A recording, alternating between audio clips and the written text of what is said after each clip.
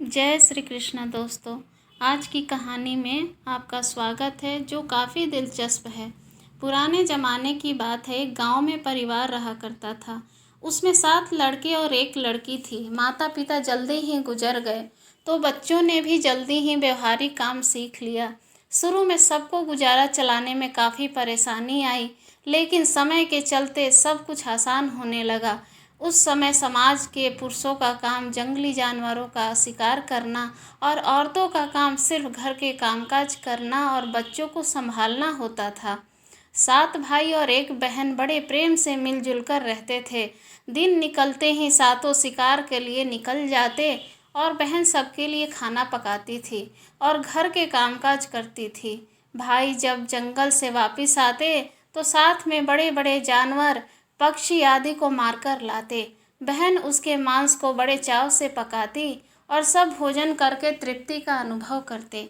ऐसे ही दिन गुजरने लगे। एक दिन की बात है, 7 भाई जंगल को गए थे। शाम होने चली थी। बहन सबके लिए खाना बना रही थी। जब वह सब्जी के लिए हरी साग काट रही थी, चाकू की तेज धार से उसकी एक उंगली कट गई। कटी उंगली से खून की धार बहने लगी।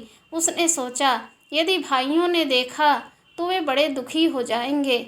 मुझे उन्हें यह बात नहीं बतानी चाहिए। उसने बहते खून को अपनी ओढ़नी में पोंछना चाहा, किंतु लगा कि उसके भाई देख लेंगे। फिर उसने दीवार पर पोंछना चाहा, फिर लगा यहाँ तो और अच्छी तरह से दिखाई देगा। वह बेचैन होकर इधर उधर घूमने लगी। कोई ऐसी जगह नहीं मिली जहाँ उसका बहता खून भाइयों की दृष्टि से बच सके। अंत में कोई उपाय न देखकर उसने उसी साग से पोंछ लिया जिसकी वह सब्जी बनाने जा रही थी। शाम को भाई जंगल से वापस आए। बहन ने खाना परोसा। आज सातों भाइयों को साग बहुत स्वादिष्ट लगा। सातों अपनी उंगलियां चाटते रह गए। बहन की पाक कला की तारीफ की। अपनी तारीफ सुनकर बहन भी खुशी से फूली नहीं समाई। दिन भर के थके होने के कारण सातों भाई जल्दी सो गए। अगली सुबह रोज की तरह खा पीकर सातों भाई जंगल की ओर निकल पड़े। जब जंगल में शिकार तलाशते तलाशते थक गए, सभी एक पेड़ की छांव में बैठकर आराम करने लगे। बातों ही बातों में रात के भोजन में बहन के द्वारा बनाई गई साग की चर्चा होने लगी। सब कह रहे थे कि इतनी स्वादिष्ट साग की सब्जी आज तक नहीं खाई थी। सबने तय किया कि आज इसके बारे में बहन से ज़रूर पूछेंगे और जान लेंगे कि साग में उसने क्या क्या मिलाया था। शाम को सातों भाइयों ने दोबारा बहन की पाक कुशलता की तारीफ करते हुए पूछा, प्यारी बहन, कल रात के साग में तुमने क्या क्या मिलाया था? बहन बताना नहीं चाहती थी। वह सोच रही थी कि अगर उन्हें पता चला कि उसकी उंगली कट गई है तो सभी बहुत दुखी हो जाएंगे। इसलिए उसने जवाब में कहा, कुछ नहीं। बड़े भाई ने कहा, प्यारी बहना, तुम्हें बताना ही पड़ेगा। मैं जानना चाहता हूँ कि हमारी बहन ने इतना स्वादिष्ट साग कैसे बनाया है। तुम्हें मेरी सौगंध है। बड़े भाई का सब सम्मान करते थे। बहन को सच बोलना ही पड़ा। उसने धीरे धीरे सारी बात बताते हुए कहा, बस इतना ही, अपना खून मिला दिया था और ज़्यादा कुछ नहीं। यह सुनकर 6 भाइयों के मन में एक कुटिल ख्याल आने लगा। वे सोचने लगे, इसके खून की चंद बूंदें इतनी स्वादिष्ट हैं तो इसका मांस कितना स्वादिष्ट होगा। रात के खाने के बाद सातों सोने चले गए। सातों में फिर उसी बात की चर्चा छिड़ गई। बड़ा भाई कहने लगा, अरे खून की कुछ बूंदें इतनी स्वादिष्ट हैं तो शरीर का मांस कितना स्वादिष्ट होगा। सब ने बड़े भाई की बात में हाँ मिलाया। अगले दिन शिकार के लिए जाते समय सातों ने यह योजना बनाई कि बहन को मारकर उसका मांस बनाएंगे, खूब स्वादिष्ट होगा। 7वें भाई को अपने बड़े भाइयों की युक्ति बिल्कुल भी उचित नहीं लगी। वह अपनी प्यारी बहन को बचाने के लिए बेचैन हो गया। वह खुलकर इसका विरोध नहीं कर सकता था क्योंकि 6 भाई एक तरफ थे। शिकार करने के बाद सभी भाई ने मिलकर एक टीले पर बांस की एक चांग, जो बांस के फट्टों से बनाया जाता है, उसका निर्माण किया। उनकी योजना यह थी कि बहन को फुसलाकर यहाँ लाएंगे, तीर मारकर उसकी हत्या करेंगे और उसको स्वादिष्ट मांस खाएंगे। अगले दिन बड़े भाई ने बहन से कहा, प्यारी बहन, तुम बड़ी हो गई हो और शादी के लायक हो गई हो। मैंने तुम्हारे लिए एक सुंदर से वर की तलाश की है। आज हम उसका घर देखने जाएंगे। तुम्हें भी सज संवर कर हमारे साथ चलना होगा। बहन शादी की बात से खुश हुई, तुरंत तैयार होकर भाइयों के साथ चलने लगी। चलते चलते वह थक गई। वह बड़े भाई से पूछने लगी, मेरा ससुराल अब कितना दूर है भैया? बड़ा भाई बोला, बस अभी पहुंचने वाले हैं। दूर से टीले पर दिखाई दे रहे बने चांग को दिखाते हुए भाई बोला, वह देखो तुम्हारा ससुराल, जहां तुम राज करोगी। यह सुनकर बहन आनंदित हो उठी। चांग पर पहुंचते ही बड़े भाई ने अन्य भाइयों को बहन को चांग पर खड़ी करके रस्सी बांस के खंभे के सहारे बांधने का आदेश दिया। सभी मिलकर फुर्ती से बहन को बांधने लगे। बहन असहाय थी। अपने सभी भाइयों को हत्यारे के रूप में देखकर बहन का हृदय हाहाकार करने लगा। वह ईश्वर को याद करते हुए कहने लगी, हे ईश्वर, अब तुम ही मेरा सहारा हो। मेरे सातों भाई मेरी हत्या करना चाहते हैं। इनमें से एक भी ऐसा नहीं जिसके दिल में मेरे लिए दया और प्रेम है। अपनी बहन की बातों से सातवां भाई द्रवीभूत हो उठा। बहन की पुकार पर वह तड़प कर रह गया, पर 6 भाइयों का प्रतिवाद करने का साहस नहीं जुटा पाया। बहन को निर्ममता से बांधने के बाद बड़े भाई ने सबको बारी बारी से उस पर तीर से प्रहार करने का आदेश दिया। बड़ा भाई हाथों में धनुष बाण लेकर जब प्रहार करने को तैयार हुआ, तब बहन भाई के सामने हाथ जोड़कर करुण स्वर में गाने लगी, मारो मारो भैया, छाती में लक्ष्य करके भैया, छाती में लक्ष्य करके, तुम्हारा तीर तुम्हारा धनुष जंगल को जाएगा भैया। मारो मारो भैया, छाती में लक्ष्य करके, छाती में लक्ष्य करके भैया, छाती में लक्ष्य करके। भाई ने कठोरता दिखाते हुए तीर चलाया, पर उसका निशाना विफल हो गया। इसके बाद दूसरा भाई तीर मारने को तैयार हुआ।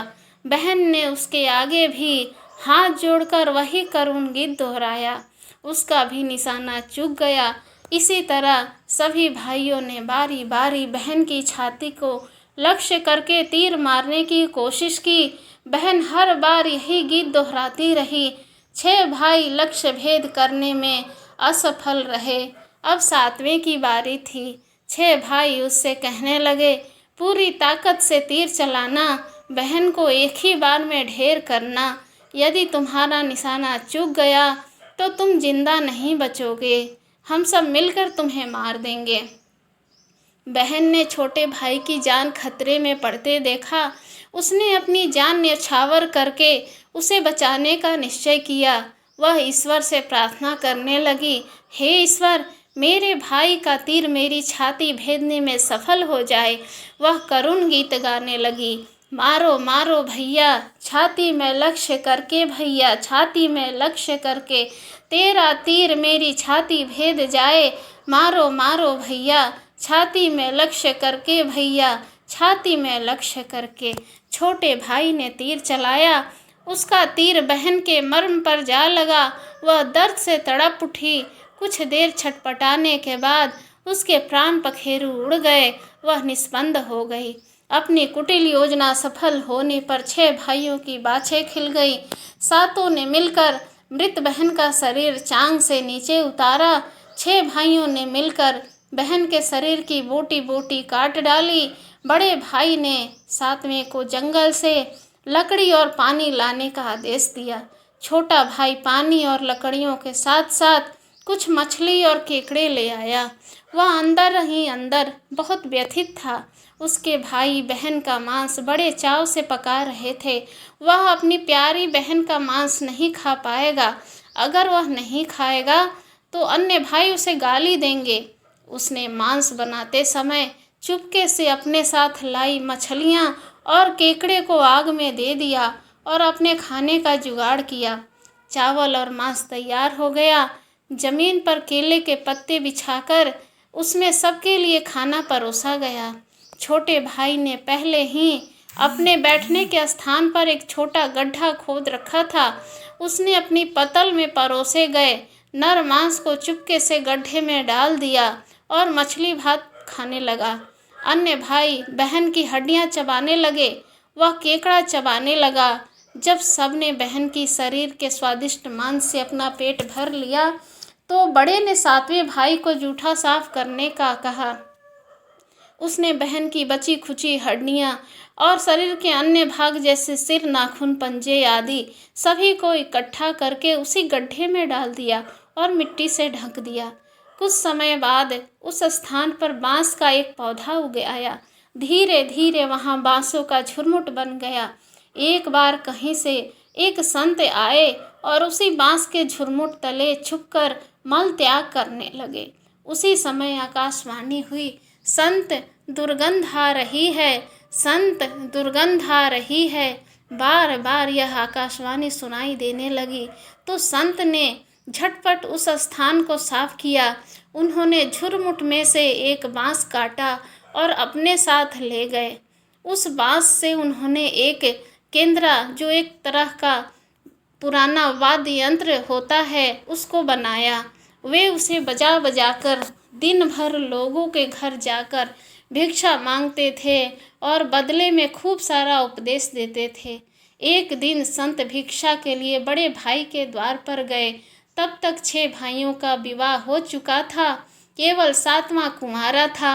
ज्यों ही संत ने बड़े भाई के आंगन में कदम रखा, त्यों ही संत का केंद्रा स्वयं बोल उठा, नहीं बजो रे केंद्रा, यही है दुश्मन का सबसे बड़े भाई का घर। नहीं बजो रे केंद्रा, दया प्रेम सब छोड़कर रिश्ते में यही दाग लगाया। नहीं बजो रे केंद्रा, यही है दुश्मन सबसे बड़े भाई का घर। नहीं बजो रे केंद्रा। योगी के बाजे से बार बार निकल रही इस रुदन से बड़े भाई के पसीने छूटने लगे। उसने अपनी पत्नी से योगी को तुरंत भिक्षा देकर विदा करने को कहा। इसी तरह योगी बारी बारी से 6 भाइयों के द्वार पर उपस्थित हुए। उनके आंगन पर कदम रखते ही केंद्रा से स्वयं यही गीत बजने लगता। उन्होंने भी अपनी पत्नी को तुरंत ही कुछ भिक्षा देकर विदा करने को कहा। उनके मन में यह डर समा गया कि यदि इसी तरह योगी का केंद्रा बजता रहा तो उनकी यह पोल खुल जाएगी कि वे अपनी बहन के हत्यारे हैं। अंत में संत 7वें भाई के घर पहुँचे, जो अभी तक कुंवारा था। वह अकेले रहता था। जब योगी उसके द्वार पर उपस्थित हुए तो केंद्रा बोल उठा, बजो रे बजो केंद्रा, मेरे सबसे छोटे भाई के घर। मन की बात मन में छुपाकर युग युग से रख रहा है अंतर मन में। बजो रे बजो केंद्रा, यही है मेरे सबसे प्यारे भाई का घर। योगी के केंद्रा से प्यारा और दिलचस्प गीत बजते सुनकर छोटे भाई ने उन्हें सम्मान के साथ अपने घर में बैठने के लिए आसन दिया।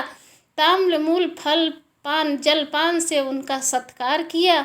इसके बाद केंद्रा के विषय में चर्चा हुई। योगी ने केंद्रा की जन्म कहानी सविस्तार सुनाई।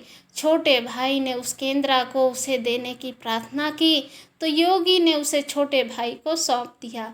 योगी के चले जाने के बाद छोटे भाई ने केंद्रा को अपने बिस्तर के सिराने की तरफ एक साफ सुथरे स्थान पर धूप दीप जलाकर सम्मान के साथ रखा। कुछ दिनों के बाद छोटे भाई के घर में कुछ परिवर्तन दिखाई देने लगा। जब लौटकर घर आता सारा घर साफ सुथरा पाता। जब रोज रोज यही बात दोहराने लगी तो छोटे भाई ने अपनी भाभियों के घर जाकर पूछा, मेरी गैर हाजिरी में आप लोग मेरा घर साफ करते हो क्या? सभी ने जवाब दिया, हमें अपने घर के काम काज से फुर्सत नहीं है, तुम्हारा घर कैसे साफ करेंगी? छोटे भाई ने निश्चय किया कि आज वह छुप कर देखेगा कि उसका घर कौन साफ करता है। वह घर के कोने में छुप गया।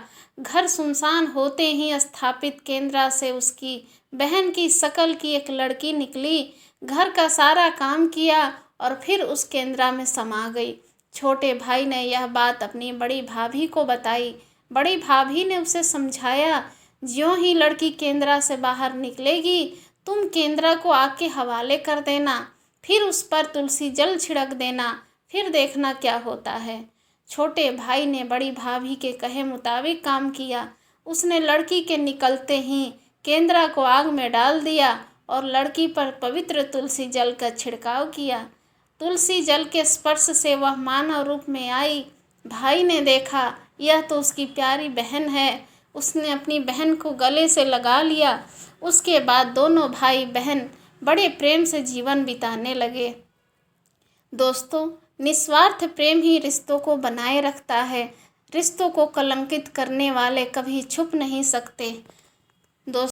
वीडियो के एंड तक बने रहने के लिए धन्यवाद दोस्तों। कहानी कैसी लगी कमेंट करके ज़रूर बताइएगा।